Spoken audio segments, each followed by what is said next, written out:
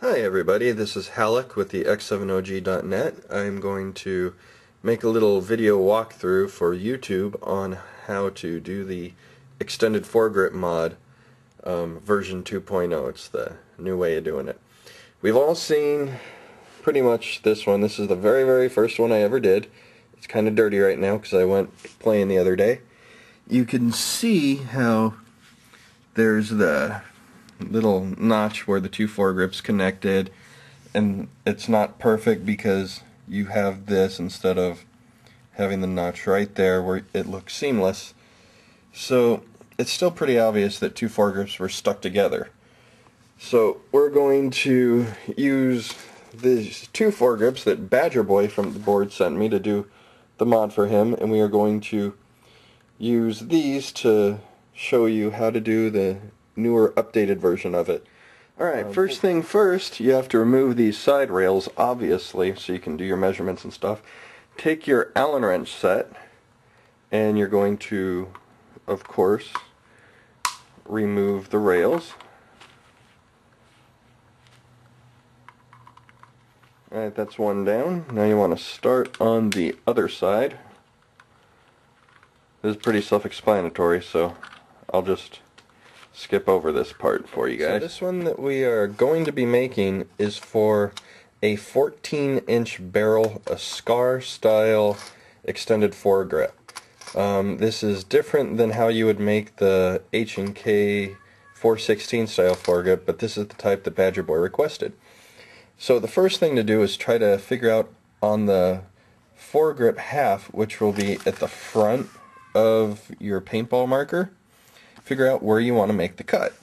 Now, because I've done this before, I can just tell you right away that right about here, on the little Picatinny rail notch that is right behind where the set screws are that hold the two halves together.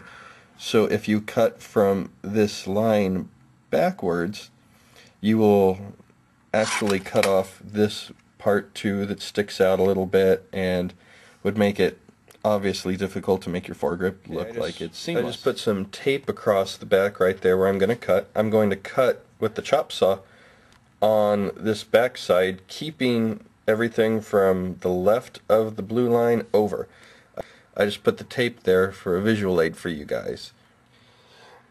Alright, now this part that's the actual cutting, I'm using with a metal saw blade. I know you're thinking, why are you using metal saw blade where there aren't any teeth or anything to cut plastic?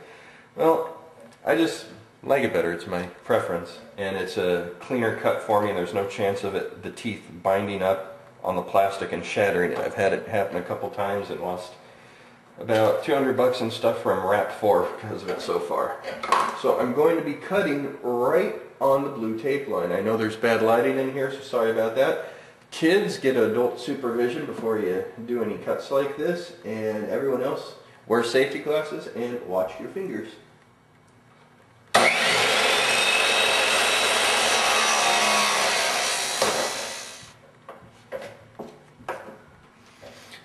Perfect. Now, the reason why we cut the foregrip exactly where we did is pretty evident right here, as opposed to how we used to do it with the extended foregrip where we would just chop it wherever we wanted.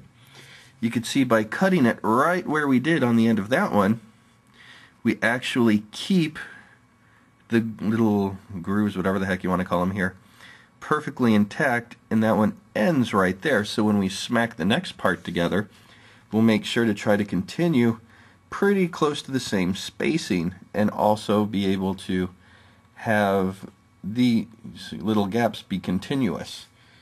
And you can see it's just perfectly mixed that screw also, so you still have the structural integrity of the foregrip. And now we will show you how to measure to cut the back piece. Alright, as you can see by looking at the very first extended foregrip that we ever did, you could see where on the first, second, third, where the little gap is, how it's very obvious because it's cut in half exactly where the cut was made. It's not continuous at all.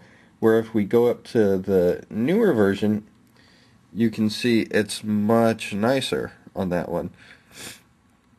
And so the next step is, like we said earlier, going to be deciding where to make the cut for the side of the foregrip that's actually going to be sticking onto our X7 so that it looks pretty continuous.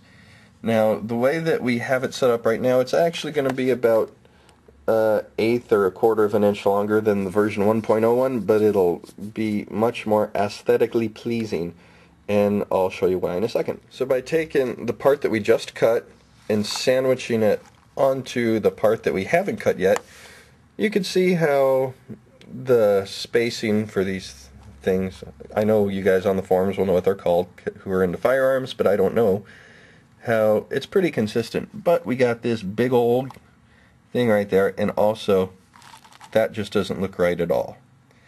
It's not nice and consistent. So what we actually are going to do is, with the chop saw, we're going to cut off this last little bit of the foregrip here to remove this part that protrudes up. Remember guys, safety glasses.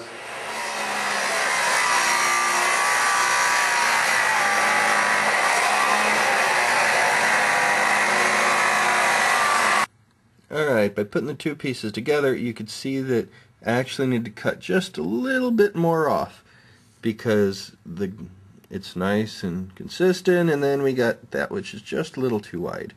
So I need to cut just a little bit more off, shave it from this side, and it actually does cross into this one a little bit, but with the sculpting compound we're actually going to fix that. So we're going to just shave about 1/8 of an inch more off from the side that we just cut. So we're all done with the cutting. As you can see, we actually had to cut off just a little bit more, which went into this groove just a little bit, but that won't be a problem. I'll show you how to fix that later, and you won't even really be able to tell. And so that's part's all done. And you can see by putting them together just roughly here, this is very rough, we still have a way to go, that the Picatinny rails now line up very nicely in comparison to the original, with this big old bulky seam right there also. So it's that view versus that one, which is going to end up looking a lot better when we're all done with it.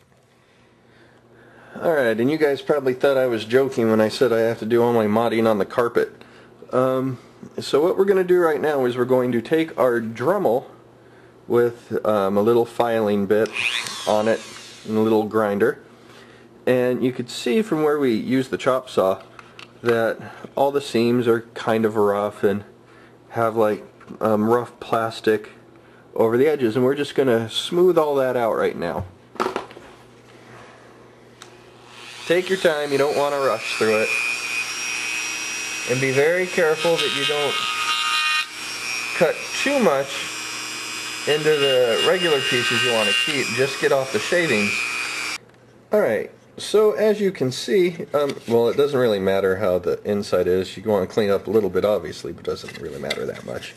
The outside edges are pretty much smooth now. There isn't really much plastic hanging out or anything like that, and so it'll be a nice straight seam. So now, if you'll excuse me, I'm going to take a couple minutes and go vacuum up before my wife steps on all these plastic shavings all over the carpet now. So, see you in a second.